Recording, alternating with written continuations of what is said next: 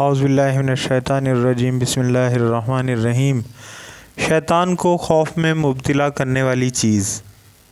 شیطان ذکر کرنے والے آدمی سے اس کے دل کی نورانیت کی وجہ سے ڈر رہا ہوتا ہے، کیونکہ وہ دل تجلیات ربانی کی گزرگاہ بن چکا ہوتا ہے۔ ابو سعید خضار رحمۃ اللہ علیہ کہتے ہیں کہ میں نے خواب میں دیکھا کہ شیطان نے مجھ پر حملہ کیا۔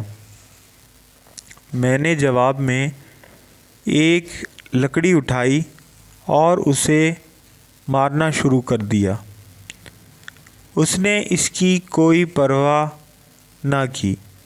اس وقت غیب سے آواز آئی کہ یہ مردود اس لکڑی سے نہیں ڈرتا بلکہ دل کے نور سے ڈرتا ہے۔